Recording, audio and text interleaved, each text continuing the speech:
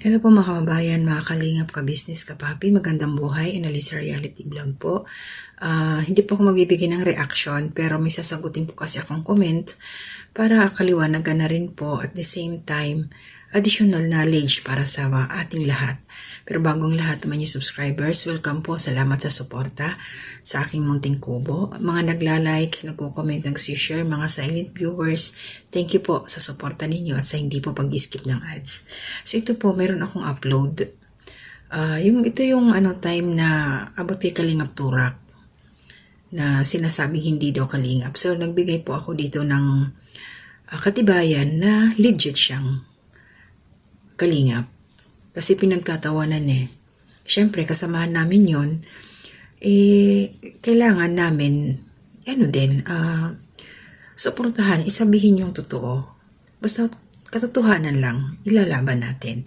So, shout out po, ito po, itong babasahin ko ngayon. Meron siya dalawang comment. Yung unang comment niya is, parang nawawala na daw siya ng gana manood sa ka-business pero nanonood pa rin siya. Kaya malaking bagay pa rin yun kasi alam niya. Okay. Pero dito po ako magpo-focus sa sinabi niya.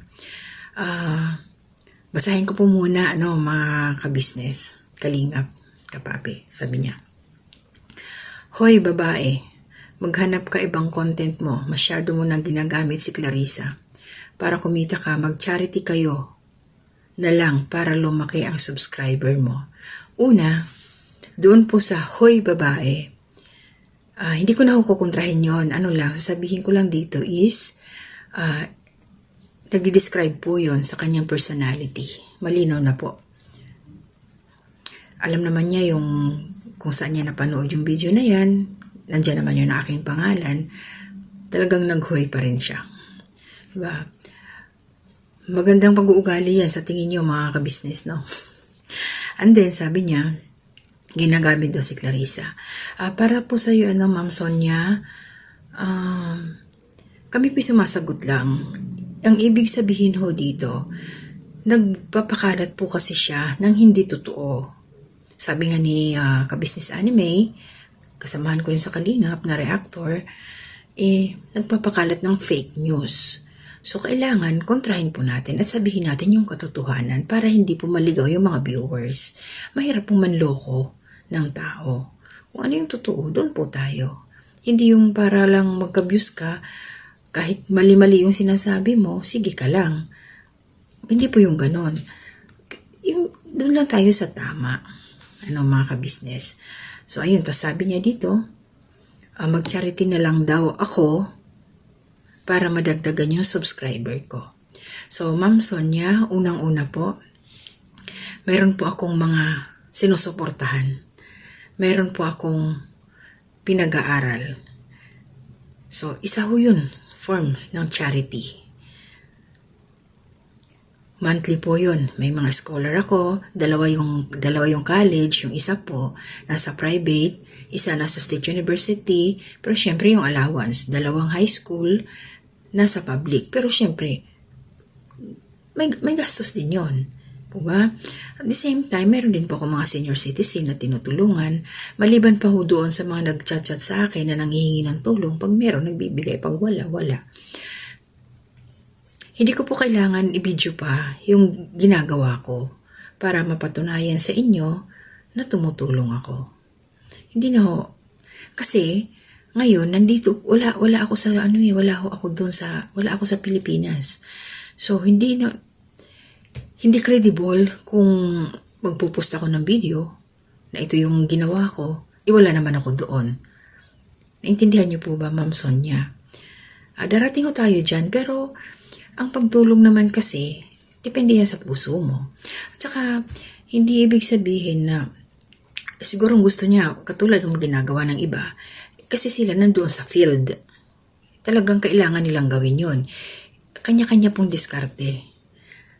Kaya nga po Analisa Reality Vlog yung aking pangalan ng aking YouTube channel.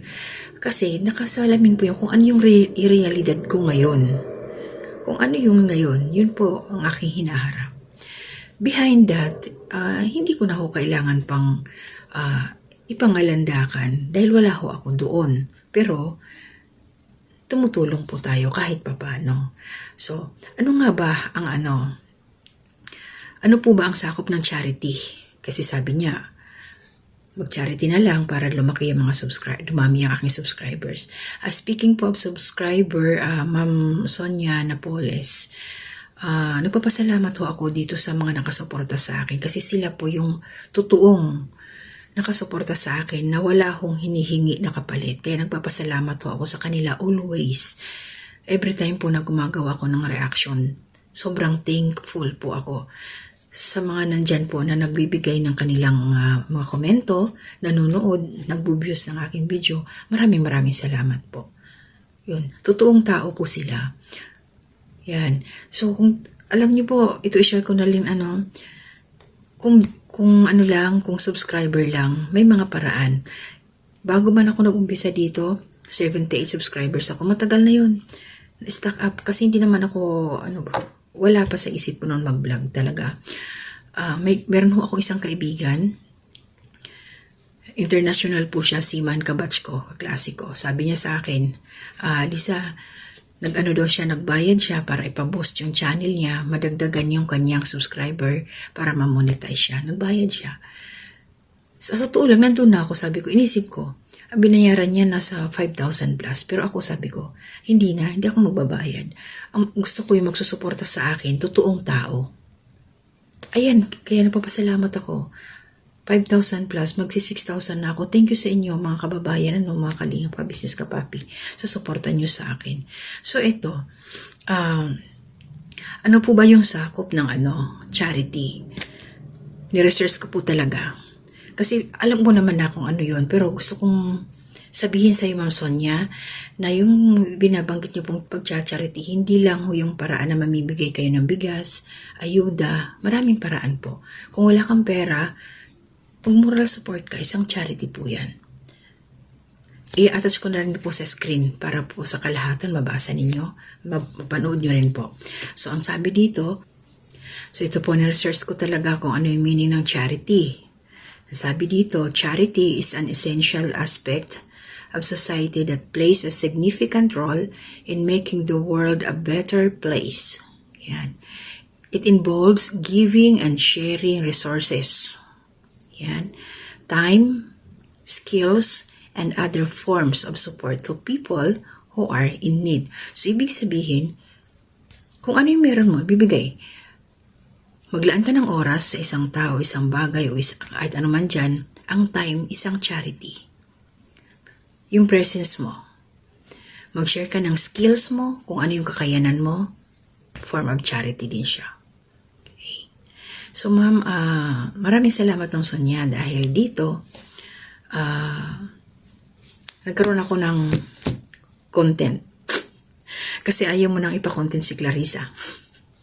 Joke lang po.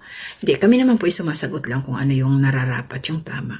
So yun ma'am, wag ko kayong mag-alala dahil may trabaho po ako. Kaya kahit kung ilan man ho ang nandiyan sa akin na unconditionally nagsusubscribe sa aking YouTube channel, thank you so much. Thank you so much. Hindi po ako nagmamadali.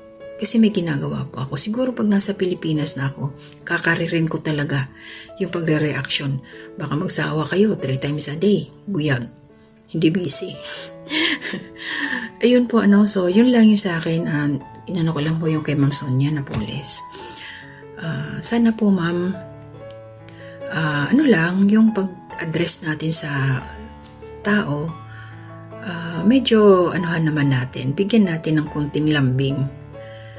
Huwag yung medyo nakakabastos. Kasi talaga yan Parang sinigawan. Pero okay lang. At least, nasabi ko na yung gusto ko dito. So maraming salamat po sa suporta ninyo. As usual po, wala mo ng shout out. Time check, hindi nyo makita yung aking orasan dito. Mag-aalas 5 na po ng umaga. Matutulog na po ako. Tapos nito, i-upload ko lang ito. So, tuloy lang po, support natin ang Ka-Business Official, Papa Dins TV, Ka-Business Family. sila Kalinga Prab, Kuya Bal Santos Matubang, Ate Edna Vlogs, tsaka Pia Matubang, mga kasamahan ko pong reactors, sa Kalingap at saka sa Karepa. Sa Karepa, yan mga Karepa reactors po, Kalingap yan, and then sa Business Official po na mga reactors din. Shoutout po sa inyong lahat.